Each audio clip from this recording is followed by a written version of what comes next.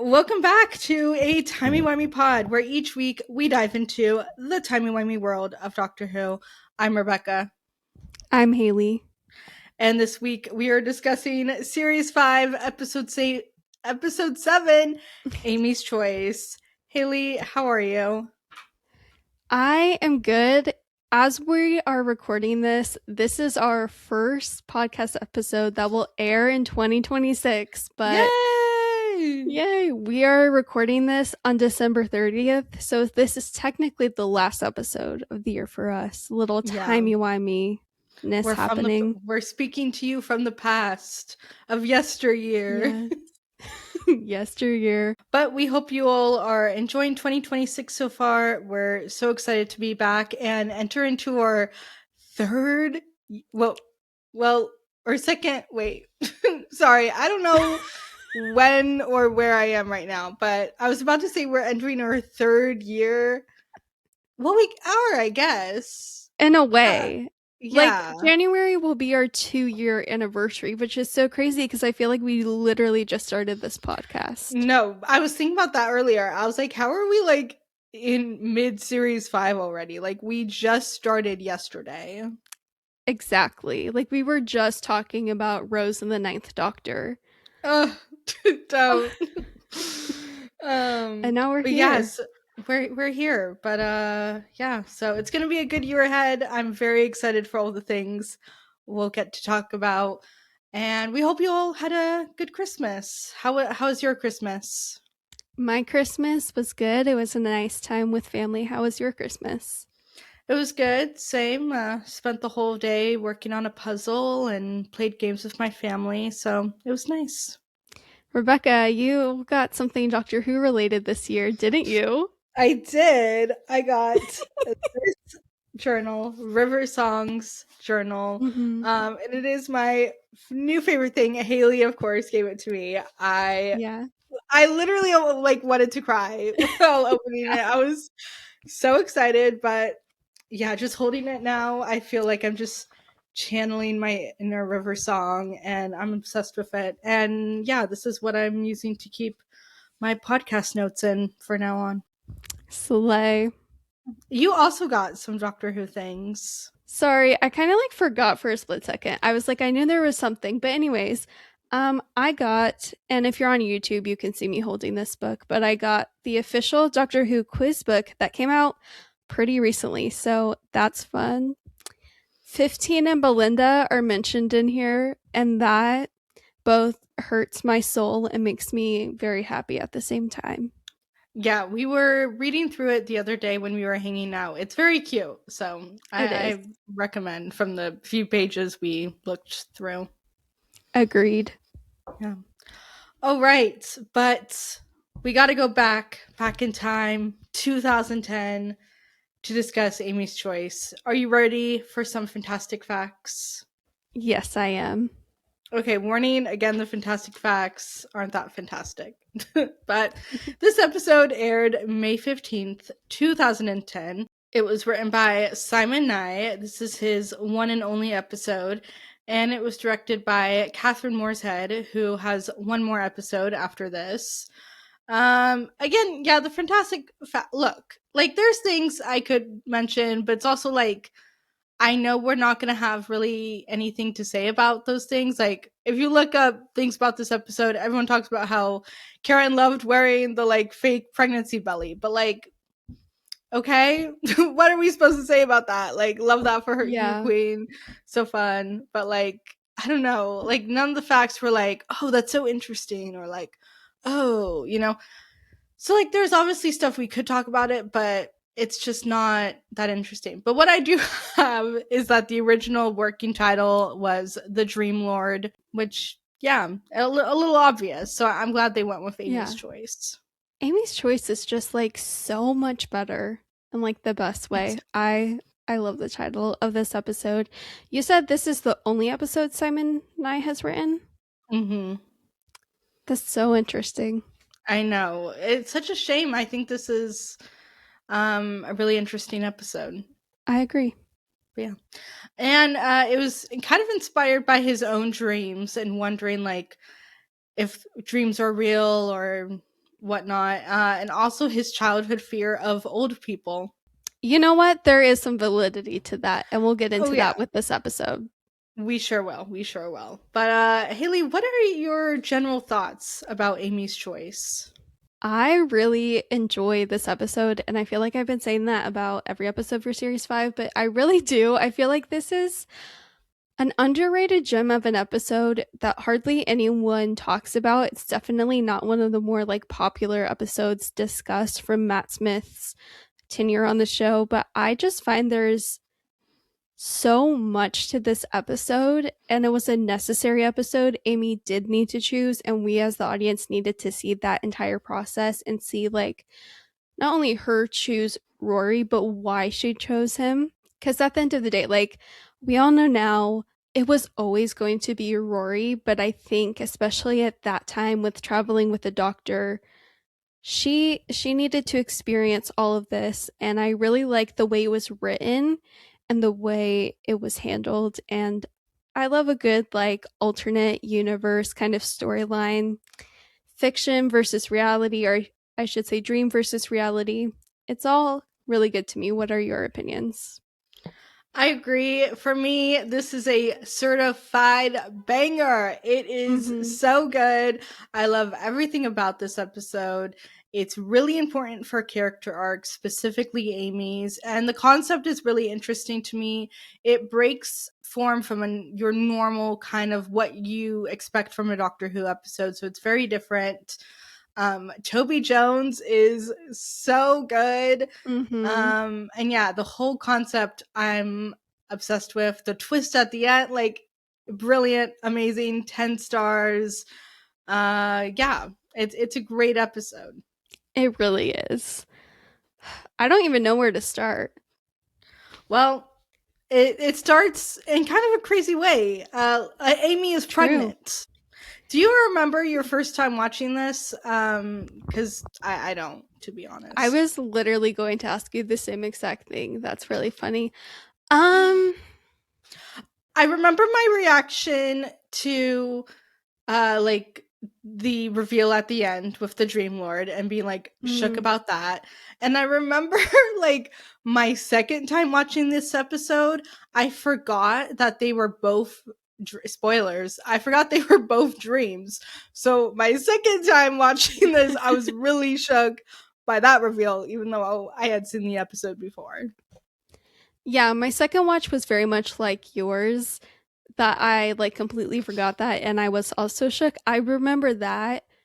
My first watch, though, I don't know if it was my first watch, but I do remember at some point along the way watching this episode being like, I feel like there's no way the world where Amy is pregnant is real. Like, I just feel like that's so abrupt. That must have been my first watch. I don't know. So I was definitely suspicious of that more than the other one. But at the same time, like, even watching it now, they did a good job to make it seem real. Yeah, they do. Because, TV shows do this kind of thing all the time. And you always know, like, okay, I watched this show, so I know what the real version of this is. And we know we're watching Doctor Who. We know that the real version isn't the one where Rory has that horrible haircut and Amy's pregnant. We know that's not the real reality. But Mhm. it does, sell you on it a little bit. And especially with the like Frozen Star, it does trick you. So I do Yeah, appreciate that. me too. I feel like they were on both realities, like both dreams were on even playing fields, and they didn't dumb down either of them. Both of them had things that just didn't make sense. But I do have to say, like, one of my favorite lines from this episode that we got is when Eleven comes to Upper Ludworth to visit Amy and Rory, and he tells Amy, "You swallowed a planet." Yeah, iconic, so good. I love that scene of them all greeting each other, and Amy just keeps being like, "Yeah, I'm pregnant."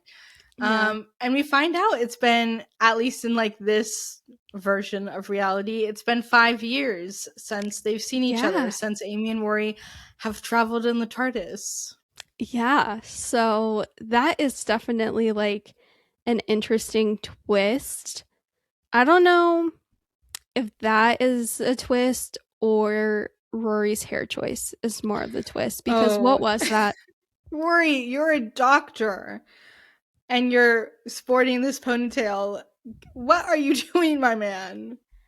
Yeah, and okay, this is like such a small thing, but I noticed that like 11 was talking to like Amy and Rory about how like Rory is now a doctor in this village and he's always wanted to be a doctor, but he had to like settle to be a nurse basically. And I just want to say that, like, by the way, I'm not a medical professional, need to just put that out there, but not all nurses want to be a doctor. What I think 11 meant is Mhm. Rory wanted to emulate the doctor, but I don't think he wanted to actually be a doctor instead of a nurse. See, I think he did. I agree with you. Like, Really? obviously, I think most nurses don't want to be doctors. And Yeah. that's, but like, I think he did, like, think about it from Maury's perspective. He grew up playing the role of the doctor at, Oh. Amy's imaginary friend. I think he did want to be a doctor, and then Oh, wait. settled for being a nurse. Wait, no, I see it now. Yeah, yeah. But something that I think is very funny. The doctor's like, "Yeah, I just showed up. I don't just abandon people when they leave the TARDIS. I'm here for life, checking in on people." And Amy's like, "You showed up on accident." And he was like, "Yeah, yeah, Yeah. yeah." This man does not check up on any of his past companions. No, unless he's the 10th Doctor having a very sad, long final goodbye. But besides that, yeah, no Poppins for tea or anything like that. Or unless you're the 14th Doctor. Yeah, and But even then, that's it's just kind of even, by accident. He wasn't yeah, even to do all that. exactly. He was not trying to do all of that. Yeah. There's so many iconic shots in this episode. Like the three There of them is. on the bench. Why is it so iconic? I don't know. It just is. It just is. And then later on in the episode, which we'll talk more about it, I don't want to talk about it now, but Amy and then 11 and Rory wearing the ponchos, just that image made the rounds everywhere. Yeah. Oh my gosh, it was everywhere. Yeah, Yeah. there's so much. And then another really funny line is the doctor asking them, "So like what do you do to stay off?" And Amy says the boredom and he says the self-harm, which is kind of a little bit of a dark joke for Doctor Who, but it gets me No, every time. it's so bad, but it's so funny. It is. It's so watching this episode today and the doctor just lose his mind in this quiet, boring town. I was like, this is how I feel when I go home for the holidays and it's just like there's nothing to do. Like it's nice and peaceful, but after a little bit you go a little crazy because you're like, Yeah. I all we have is this one shopping center and that's it. No, you're valid Um for that because not all cities are created equally. But like Upper Ledworth, it looks very dreamy. That wasn't even intentional. Um, very picturesque, but I'm not gonna lie, it seems a bit dull. I'm sorry. yeah. I'm sorry. Yeah. I mean, most of the population's like 90. Yeah. It's not the hopping place in town. I do want to say I love their cottage. I love their cottage. I love their Yes. garden. Gorgeous. No, I love it too. It's interesting that they didn't just use like her house from the 11th hour. I guess it makes sense though, because they do It make a does. point to say they're living in Upper Ledworth. They got to like go up a bit in terms of like Yeah. where they were living. And I think it makes sense in this dream sequence to not have that like 11th hour house involved. No, I completely agree. And I think it works well too with the idea that this is Rory's dream life, his dream Yeah, baby, his dream town, like his dream house, job. So it makes sense. it does make sense. And then, before we know it, the birds start singing and they wake up in the TARDIS. And it always cracks me up how Amy immediately goes to check if Rory has that dang rat tail. And she has her like hands on her stomach like the whole time during that Yeah, scene. she does. And then 11 is just like, ugh, dang, I just had a nightmare. It is one of my favorite moments. So funny, him being like, this horrible, horrible nightmare. And then Amy and Rory being like, yeah, we had weird dreams too. But we had the same dream. And then the doctor's like, oh, did I say nightmare? I meant a really good Good mare. hair. It's just so funny. It is. He's really trying to cover it up. I love how, like, this is what I mean when at this point in the episode, they're like, okay, one of this is a dream. And as the audience, the first time watching this, you think, okay, well, obviously I've seen Doctor Who. I know what the dream is. Yeah. But it tricks you. So I like that even though you think you know immediately what's going on, you don't know. Yeah. And I do have a question, like, because Amy basically is like to 11, you threw the manual in a supernova. And then 11 says, yeah, I disagreed with it. Hilarious line, by the way. I love that so Mm-hmm. much. But, like, is that the dream sequence where a manual existed in this dream? Or does, like, Mm, a TARDIS manual actually exist somewhere? I think it actually existed. I think you do see it in Classic Who at Oh, least T. once. And I think he did throw it into a supernova. Oh, he most definitely did. Yeah, yeah. We've Um, established already via River that this man, this oh, doctor, he has can't his own way of drive. landing his TARDIS. Yeah. No, it's terrible. He can't drive. Is he keeping up with repairs? Like, remember when Jack was here and Jack was just like randomly doing all this like Oh yeah. work on the TARDIS somehow? Oh, another moment I really like here is, the doctor telling them, pay attention to see like what rings true.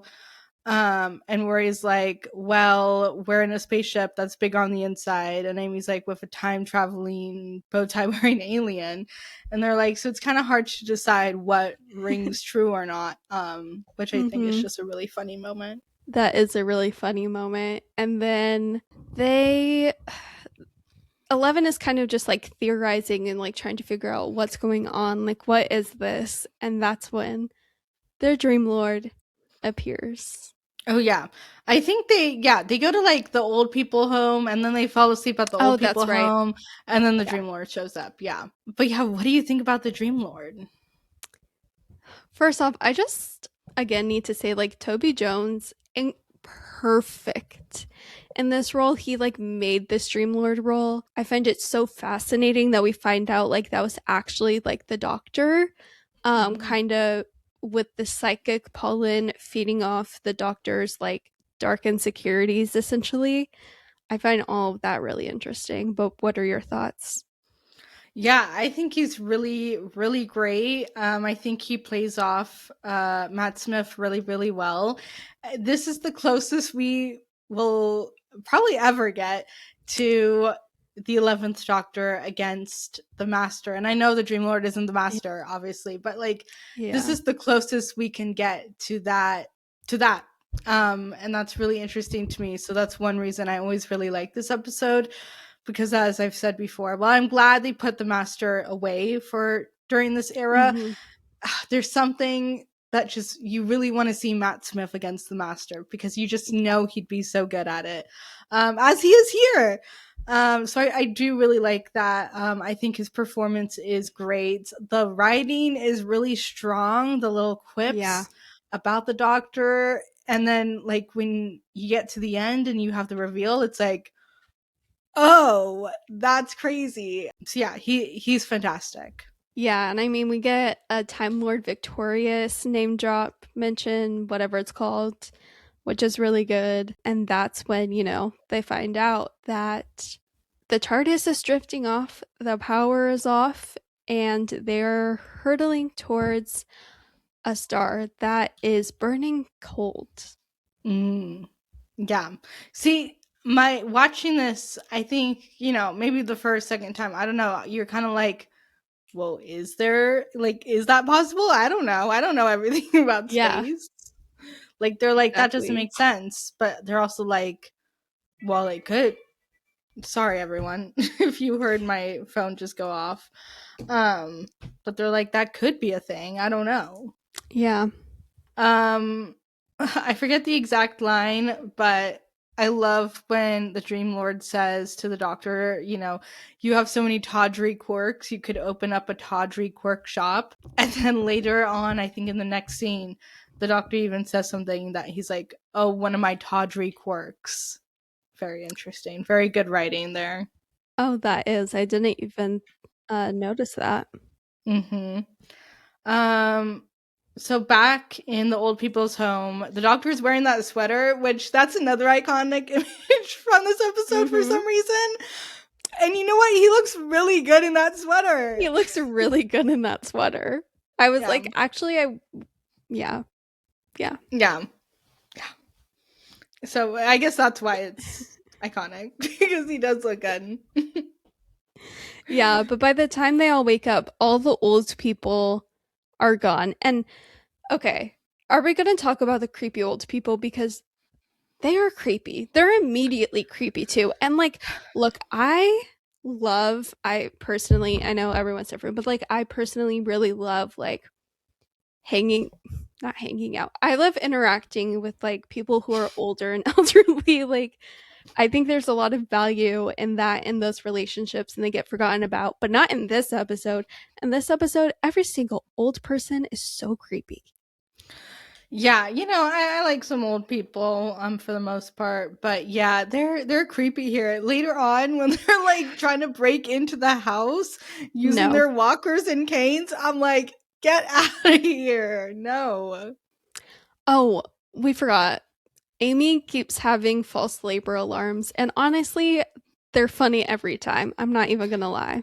And I love like how she does it, like the way she's like, well, my dull life, this is my life now, and it just turned you white as a sheet, so don't ever call it dull again. Yeah. I love how that she's using that to call the doctor out and be like, yeah, look, it's like, this is my life now. And I think that's a great moment from her. And I do love how they both, the doctor and Rory, freak out and have no idea what to do in this scenario. Very fun. Like, they're both literally bumbling around like, I'm a doctor, you're a doctor, we're both doctors, what do we do? And they're just like, it's really funny. Yeah, it's great. There's, what is it? Oh, there's another, I think it's back at the old folks home, but they're like, doctor, who's the Dream Lord? And he's like, I don't know, maybe he says something like, maybe because he doesn't have a physical form yet, or no, maybe because he doesn't have a physical form that gets you down after a while, which is just a funny line again. And then we're back again in the TARDIS, and Rory and Amy have a bit of an argument, of a fight kind of about all of this, and about how Rory's like, that's like the dream life, and Amy's like, is it my dream life? Is it? Yeah, and Rory, we talked about this in our last episode, how Rory doesn't really get a moment in Venice, the Vampires of Venice, to talk about the fact that Amy like ran off with the doctor, but he does get that moment here. He's able to confront her about her like running off the night before their wedding, and she's like, it's not like that. And I think this scene is really important for their characters. It shows kind of where they both are. Like, Rory is ready for this Leadworth life. He wants to settle down, the baby, have it all. And Amy's like, it can be the night before our wedding for as long as we want. And she doesn't want to grow up, which I think is just really interesting. It's really consistent with what we've seen from her character all series, especially, back in the Beast Below. Like, she was like, I don't know if I'm going to go through with it or not. And yeah, she's just not ready. I think she has her moment later on in this episode that we'll get to, but I think at this point, this shows what we've been saying the whole series. She's just not ready. Even if she does care for Rory, at this point, she's just not ready to make that big next step and settle down the way he is. And I just really like how they show that in this scene. It's interesting. Agreed.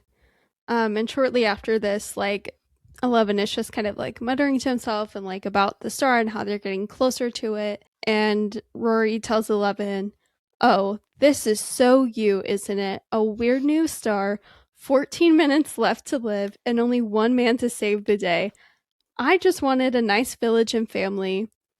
And to that, my response to that is just like the girlies are fighting. They're fighting. This is the beginning of like the true Rory and 11 bickering this episode. Yeah, it's at some points it gets, for me, I get a little annoyed with the whole like the doctor versus Rory thing. Like there's a moment later on, I forget exactly how it goes, but they're like they even talk about it being a competition, and it's just kind of Yeah. like, I don't know, it's cringe to think about them being in competition with each other over Amy Yeah. and like implications. I just don't like it, but you know, it does, it makes sense, but also It I doesn't think, make sense at the same yeah, time it because when you shouldn't. think of, sorry.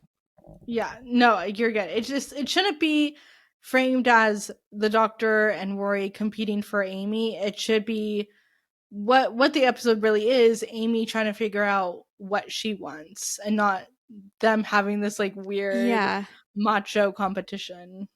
Yeah, I think my issue in this episode and in this series is a little bit like, now granted, like some of the competition scenes between Amy and Rory throughout the season are genuinely funny and comical. But I also feel like if the doctor is making a point to be like, no, like absolutely nothing will happen between us, but then he's like fighting over Amy with Rory, Mm. it just, it's like leaving the wrong impression. Do you know what I'm Yeah, saying? exactly. No, that I 100%. Yeah, I think if I could slightly change it, I would have it be more Amy's choice where she's trying to decide like what life she wants. Yeah, exactly. And I think you can have it still where the doctor is like, no, in the TARDIS reality, like, no, this is the real Yeah. world, because of course he would say that one is real, like that's his life, you know, he wants to keep traveling with them. But I don't know, I think, and it's not like too overbearing, it's not like the whole thing of No. the episode, but it is just like weird moments that make you go, wait, what? Like it's just kind of weird. It is. And I mean, it does make sense that like the doctor would be a little bit territorial and would be upset if like a companion he was traveling with like decided to like chill out in Upper Ledworth and like have it get, like, I'm not gonna lie, like the doctor in any circumstance with that would probably have a Yeah. little beef over that. But Hmm. yeah, not the full competition. Yeah, I love it. We skipped over it, but I love the scene of them on the swings, another iconic shot. Yeah. And the doctor says, "You hold him down, I'll cut it off," about Rory's ponytail. And just seeing the three of them like have that little moment together, I think is very fun. The Dream Lord mentions Elizabeth the First. He does name drop, talking about how the doctor likes his redheads and all about Elizabeth the First. And I find it really funny that as the Dream Lord is like starting to go down, like I don't know what next he was gonna say, but 11 like cuts in and is like, "Knock it off. I know who you are." And here's the thing. I do remember when I first watched this episode. Also, sorry, I'm like holding a pin and waving it around. When I first watched this episode, I do remember thinking that he was talking about the master, and I thought the Dream Mhm. Lord was the master. They totally want you to think it's the master. Like Yeah. they're counting on you thinking that. I'm sure I was even reading like when I was doing Fantastic Facts research that everyone thought it was going to be the master, like before this episode came out. Little do they know, Rory would turn into the secret master that never was revealed. I'm just kidding. Rory was the master all along. uh I love when he says, "There's only one person in the universe that hates me as much as you." Crazy line. Crazy line when we get the context, and it fits in really well with what we know about the doctor and things that have yet to come, that have yet to happen, where we are at this point in the show. But it's really, really interesting. Yeah, the doctor clocking himself is tea. Yeah, yeah. Oh, so we find out like the people or the creatures. I forget. Did you write down like what their names are? The I creatures did. incapacitating the old people. Okay. Yeah, they are the Echnodynes, a proud ancient race, and they've been camping inside the elderly in Ledworth for a good minute. We don't know how long, but a long time apparently. Yeah, I love how he's like he's saying all this, and then he's like, seems like plausible for me. Like, seems like that could happen. Seems Yeah. like that's a plot of a Doctor episode. um, but like, it is interesting, like just watching them trying to figure this out and really struggling between the both dreams, like which is real, which is not, all that. Yeah, because the Dream Lord points out, like, in both, like, realities or dreams, there are going to be things that can be, like, a huge problem for them. Mm-hmm. And of course, the classic: if you die in the real one, you die. Dun dun dun. I love Rory getting personally offended by the old people attacking them. Like, these are Yes. his patients. He's like, I fixed this man's depression, which, oh, how did you do that? Like, share your tips, Rory. No, Um, literally, please share your tips. I would love that, especially during this time of the year. I would love the tips. also, he's not a psychologist. So, like, No. what do you mean, Rory? What do you mean you did that? But yeah, he just really is personally offended by these old people attacking him. And as like one of them is coming after him and Amy, Amy is like, Rory, whack her. And he's like, I can't. But then he finally does. Whacker! He No, finally it's so does. good. And then he pulls Amy in that little cottage and just locks everything up. Husband behavior, literally. Exactly. The whacker moment, I think, perfectly sums up who Amy Yeah, and Rory are. Like, that is that is the them. definition of their personalities. Yeah. What going back, like after they wake up from the TARDIS at one point, they were like at the school park, I don't know, but they realize all the piles of Oh dust yeah. are the kids. That's a crazy moment. Like, it's brushed over kind of quickly and Insane. moved on because it's so dark. I think you kind of have to, especially like Amy being pregnant, like her reaction is really good. But yeah, crazy. Very dark. Yeah. So And yeah, the old people also are scary. they're scary and like they open their mouths and like green stuff comes out from the monsters that are inside their mouths. It's freaky. And the way they crowd around to go after 11, Amy and Rory is so creepy to me. Yeah. No, it really is.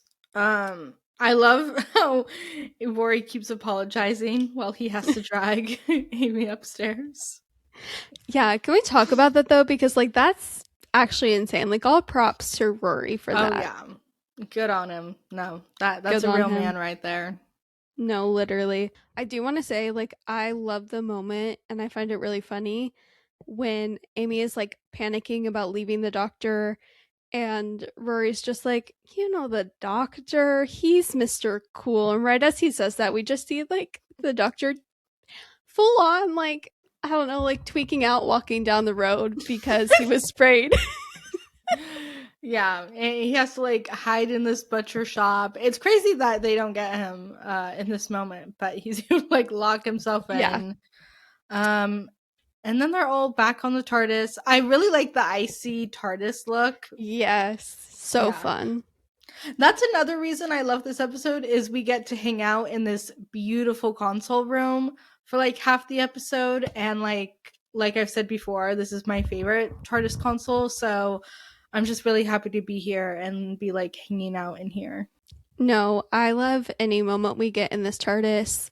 Like you, I love the icy TARDIS vibe. It's really good. And that's when the ponchos are broken out. And Amy says, Pond and her poncho boys, if we're gonna die, let us look like a Peruvian folk band.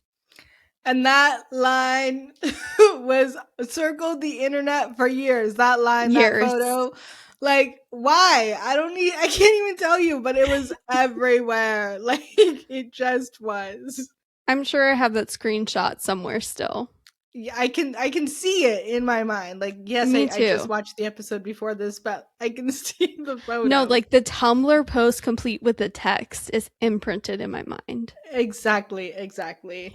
Let us know if you want an episode going through all of our favorite like Tumblr posts and memes from back in Oh the my Super gosh, Gulag yes. days. Yeah. And also like going through like, I don't know, timey wimey-ness with us because we do have some like relics. They're few, but they're there. Yeah, yeah. I don't know if we want Some to ancient publicize those. text. So some of them may have to be publicized.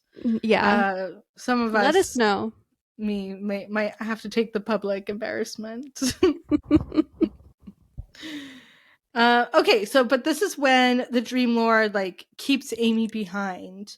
Yes. And this is really interesting. He's being really creepy here, kind of gross. And Amy's blind faith in the doctor is so interesting in this moment. You know, she says, "The doctor knows who you are. He's just not telling me, but he will. Like, sometimes it takes him a while, but he tells me everything," which is just like, oh, sweet little naive Amy, we love you. And the Dream Lord really pushes back on this and is like, you think that out of everyone in the universe, like you're the person he trusts more than anything. And she's like, yeah, I am. And that just shows you how much faith she has in the doctor, how much blind trust she has in him, that she thinks he will be 100% honest with her about everything.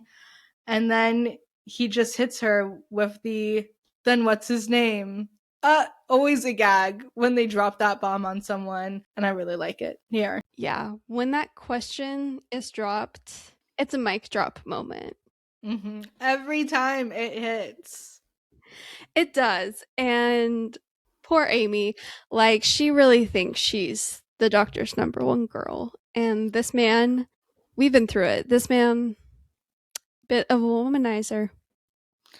Yeah, and it's just so interesting. I think like this faith in him is really tied down to, you know, she's still a child inside. You know, she's still a little Amelia Pond eating fish fingers and custard in her kitchen. And, you know, he's her imaginary friend that came back for her as an adult. So I think she does really hold him in such esteem and in such a highlight, while other companions, you know, kind of see the doctor for who he is. And that's not a criticism against Amy at all. Mm-hmm. It's just kind of who she is, her character, kind of because of the way they met and the way their relationship is. But it's just really interesting to see it play out like this.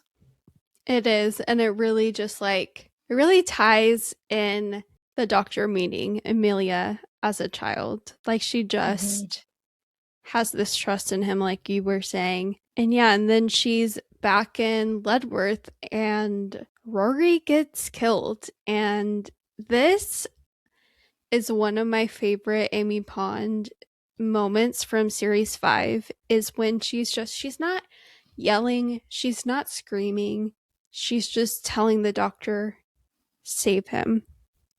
Please. No, Karen. You always do. Yeah, Karen performs this so well. Just her quiet kind of shock and horror. And I love the way this scene is directed too. The light coming in from the window, just the way Karen looks, the way the doctor looks, it's all shot really well.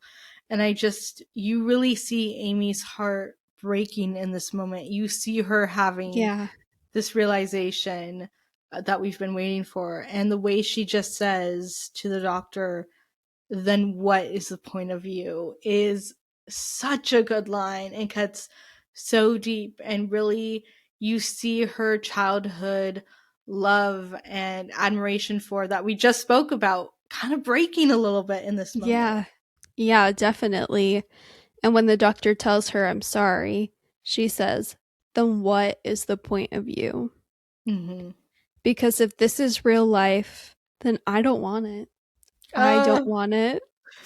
And she so said, so good. And she even said, she's like, I didn't know it until right now, but like, you just can tell immediately she realizes her life cannot be won without Rory in it.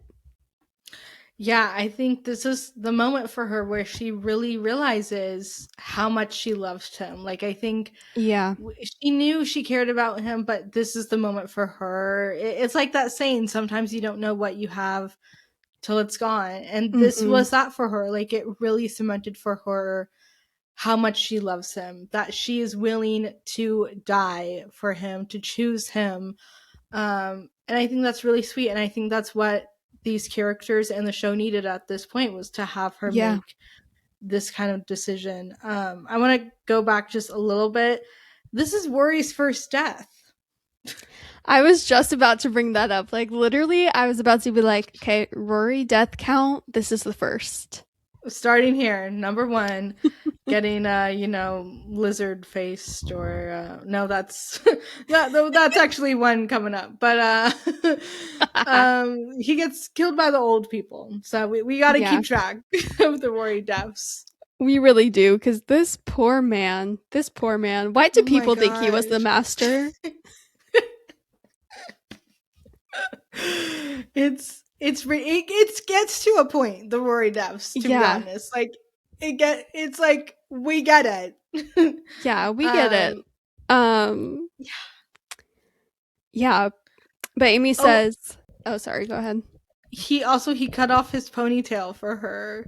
And then He she's like, did. "Oh, I was starting to like it." We're just gonna call that like a pregnancy thing because I was not starting to like that ponytail. I'm No, sorry. I was never gonna like that ponytail. And it's not Um just the ponytail, it's like the layers too with yeah, the it's like the whole so thing. the whole thing is terrible. Like, my man, no. I just, again, when he's dying, he just tells her to look after their baby. Quite sad. It's really sad because they're in the nursery and there's a crib and it's like this whole life that was dreamed of for this child and then he's gone. Uh, now I'm just thinking about things to come, but Oh, me we too. can't go Me there too. because we We can't talk about can't. it. We No. can't.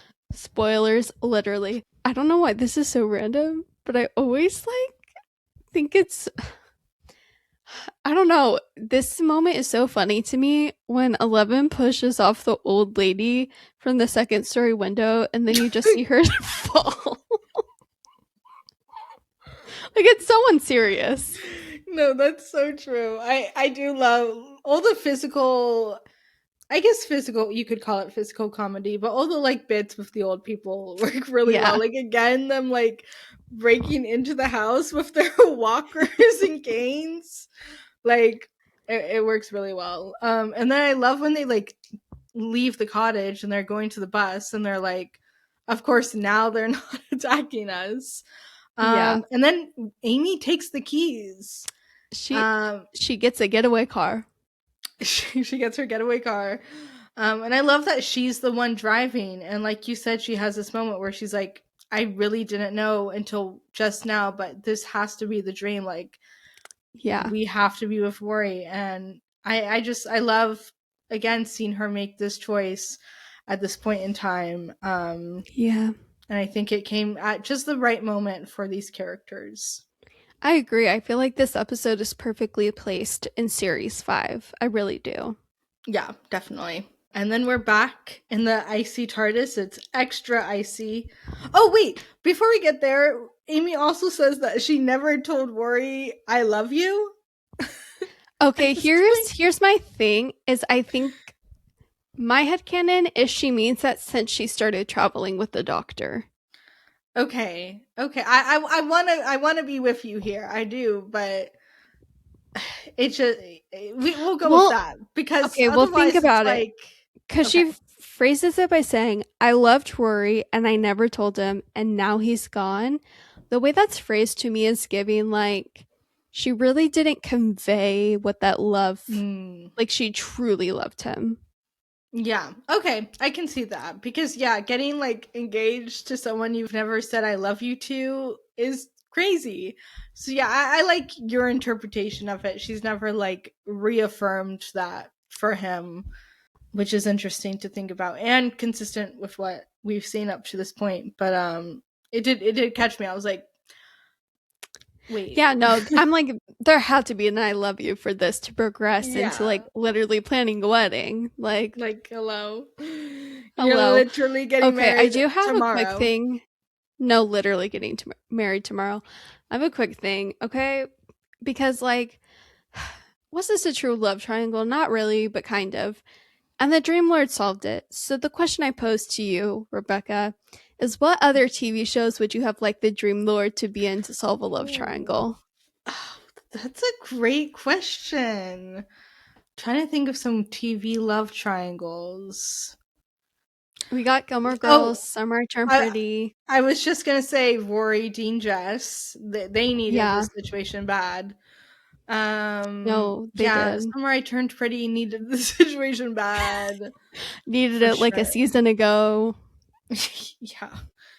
What are some other TV love triangles? Sitcoms don't really have love triangles, do they? Hmm. Yeah, there's no like love triangles and think of in Parks and Rec, and there's not one in like New Girl. The only one that came to my mind, which barely counts, is like Modern Family, Haley, Oh, Andy. Dylan, Ellen. and Andy. Team Andy, by the way, for the Yes. record. Mm-hmm. Yeah. Yeah, Agreed. yeah. But yeah, this would help a lot of love triangles. Get It everyone in really here. would. It really would. I love when they're in the icy TARDIS and they're like freezing and waking up, and Amy just like silently hugs Rory. I think that's such a sweet and tender moment between them. It's so sweet and so tender. And again, I love the icy TARDIS, and I love that they have like ice all on them. That's Yeah. really fun and just like really good detail. And then as Amy is hugging Rory and they're like getting like, figuring things out, 11 is just in the background, basically being a child full of glee, being like, I am blowing up the TARDIS. Yeah. No discussion. He's like, I'm just Mm-mm. doing it. This is the Dream Lord was being too helpful. Yeah. And so we're doing it. And he was right. And then I love how they Mm-hmm. just like all pop back up and Yeah. he's like, any questions? Yeah. And they ask him what it was, and he says it was all induced by psychic pollen from the candle meadows of Karas Don Slaba. Sorry, I can't read my own handwriting. No, you're good. And It's interesting. Sorry. yeah, go ahead. No, you go ahead. Oh, I was just gonna say he also says it fell in the time rotor and then heated it up and caused all of that. It's interesting to think about what this episode would be, because this is one of those concepts where you could kind of place like any doctor, any companion in. I think it works best, obviously, with these three, where they are and their character arcs. But it is kind of interesting to think like, what scenarios would the psychic pollen cook up Mm. for other doctors and other companions? Oh, wait. Now, Mm. I think selfishly, not selfishly, but we're all a little Rose Tyler obsessed on this podcast, so Yeah. I'd love to see this as like a 10 Rose episode or a 9 Rose episode that forces them to maybe confront some things. Would be Wait, hear me interesting. out. Hear me out. Okay. Mm-hmm. 9, Rose, Jack, and Mickey. Yes, yes, yes, yes. I'm Yeah, there. figuring all that out. Mm-hmm. Before Boomtown, honestly. Oh yeah, yeah. And before Series 2, because what was that mess? What were you doing? Send us your fanfics if you've written this or read Yeah, this, or I don't know, any agreed. variation of this episode. I'd be interested in. And then he just casually drops the craziest lore ever. Just casually drops, "Oh, wasn't it obvious? The Dream Lord was me." No, it was not obvious, besides the bow tie. Yeah, and they're just like but yeah, we've talked about it so much, but I love this reveal. I love anytime we get to see the darker aspects of the Doctor, and it just makes the episode even more interesting on rewatches when you're watching it from that perspective. And knowing that the Doctor hates him, like he has such self-hatred, which is fascinating. And all the things he says, it's just so interesting to watch. And he explains, he's 907. We have another age confirmation, which I think he has said another time recently that he was 907, because I feel like we've talked about it. No, I agree. It definitely was at some point. Yeah. Very recently. Yeah. And then he explains that like it feeds off of your like inner darkness or whatever, and there's nothing in Amy and Rory for it to feed off of, and he chooses his friends with great care, which I think is just always very sweet, and also speaks to the kind of people that Amy and Rory are. Like whatever faults you think about them within their relationship, like they are just genuinely like good, kind people, which I think is just really sweet. It is really sweet. And Amy asks the Doctor, she's like, "Do you really believe all that stuff you said about yourself?" And classic Doctor to deflect and distract. And he's like, Rory's about to ask you a question and the answer will change his life. And we get a really great Amy Rory moment here. Yeah, Rory confronts Amy and is like, like back in the Ledworth dream, like, I don't remember what happened. Like, how did that one end? And she ends up like telling him a little reluctantly, like, well, you were dead by the time it ended. And he's like, well, but like, what happened? What was the story? And she's like, well, basically, like, when you weren't there, I was like, this can't be real. Like, I didn't know it wasn't a dream for sure. And I just find that so sweet. And then they do the classic Amy Rory. Yeah, classic. And I love the Doctor being like, him just being there like, okay, what's up? Next thing, like, let's go do something. He's moving on. And then in the reflection, you just see the Dream Lord's face, which looks really cool. And then it goes to Matt Smith's reflection. And the music is really like eerie at this point. It just kind of ends on this like kind of dark note. And it's just utterly fascinating. And that's it. We never see the Dream Lord again. So we're just kind of left on this like heavy note that he was the Doctor's inner darkness, and it's fascinating. So fascinating. I love this concept so much, and I'm so glad we got it. Such a unique concept for Doctor Who, and this is what I love about the show, is just the amount of experimental episodes that can be made and still make sense in a season. Yeah, and I think this is what the show needs to lean more into, like episodes like this, 73 yards, even Dot and Bubble to a certain extent, like just these kind of weird experimental things that are, as much as we love like the filler, like the Shakespeare codes, the Unquiet Deads, the I don't know. Girl, why are you mentioning the Shakespeare code? I don't gel with that episode. I gel with it. Okay, fair enough. Okay, fair enough. For the collective we. The Idiot's Lanterns, the Fear Hers. Yeah. Like, we like those episodes, but it is nice to get a break from that typical format. And I think the show should lean more towards these kind of experimental episodes, because it's always really interesting. It is interesting. And I think too, like, when these experimental episodes are made, it is important that they do, not always, granted, they don't always have to tie in. Like, Midnight was such like an experimental episode that didn't tie into the series arc, and that's fine.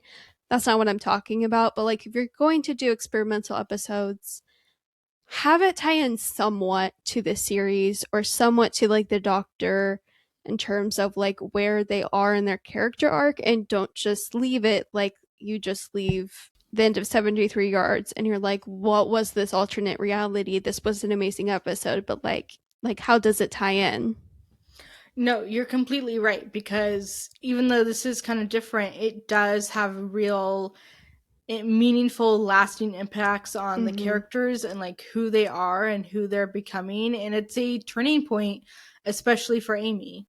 Exactly. So I think that's what also needs to be kept in mind as well. But like at the end of the day, this is why I love the show, is because there's just so many different genres of episodes. Yeah, exactly. Any final, well, what, not final, what are we doing, what comes next? Where It's am I? no, literally, where am I? I mentioned at the beginning, this is like the week that doesn't exist. It's like the week between Christmas and New Year's. You're just like you're floating in space. You're nowhere. Yeah, yeah, honestly. I think it's who's the star of the show? Who's the star of the show? The Dream Lord. Like it's got to be Yeah, the Dream Lord. yeah, Toby Jones, such a great performance. He really killed it. I do like the costuming choices, that it's meant to reflect the 11th Doctor. And sorry about all the weird cuts in this episode. We've had a lot of like technical issues today. So we I'm do actually really apologize. annoyed right now. So valid. But yeah, so sorry about all the jump cuts. Yeah, Toby Jones, star of the show. Great Mm-hmm. performance. It's iconic. I think it stayed with people, and like I said, it's the closest we'll ever get to seeing the 11th Doctor against the Master.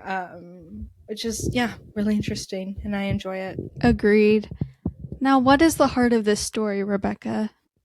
Oh, that's kind of a tough one. The heart of the story is like what's really important to you, like what really matters in your life. Figure that out, before Yeah. your fiance gets killed by an old lady and you have to like drive a bus into your house. Just do some thinking before those moments come at you. Make sure that, like, if you're engaged and planning a wedding, make sure you're ready. Yes, yeah. Don't if you hey kids, listen up. If you are 20, 19, 18, 21 and you're engaged, and if you really want to do that, look, I know no one's going to stop you. I know you're Exactly. listening to this, you're going to do it anyways. But also, hey, it's okay if you don't do that. It's okay if you're like, hey, maybe let's just like keep dating for a few years while we wait for frontal lobes to form. That's okay too. And don't let anyone pressure you. Yeah. Either way, but just, you don't have to get married if you don't want to. I promise you'll be okay no matter what happens. And if you do want to get married young, like, make sure you have someone like you can trust in your life, whether that's a counselor or like someone you personally know and trust, who can just like give you like an outside opinion to make sure like this is a good, healthy relationship and a good choice.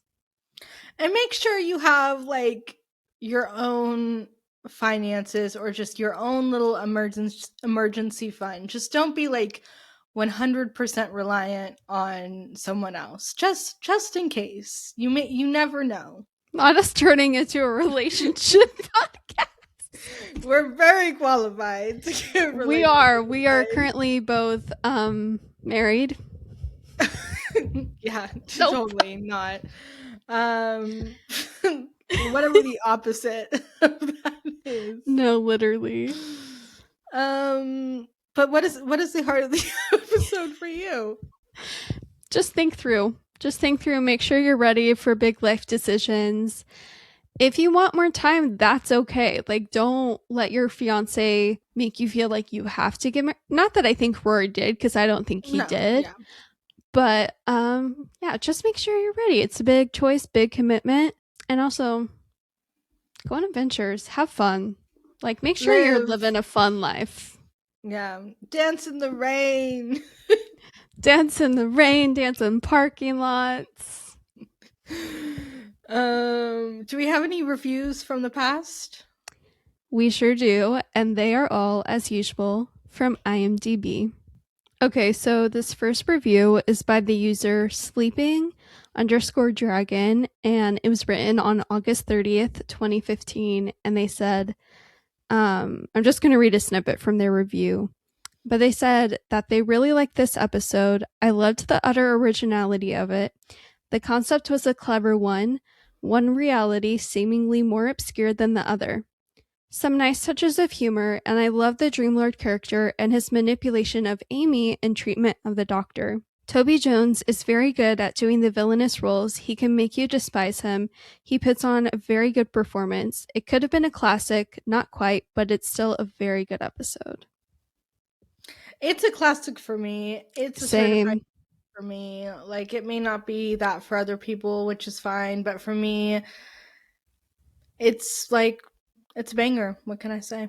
Agreed. And this next review was written by the user HCA Sale-68303, and it was written on April 14th, 2021. And they wrote saying, I prefer the format where just the Doctor and his companion go through their adventures.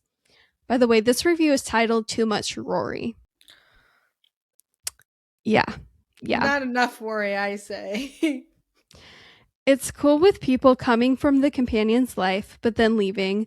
I, for one, don't like that Amy's boyfriend is always here. I thought Rose is, and in parentheses, I really miss Rose.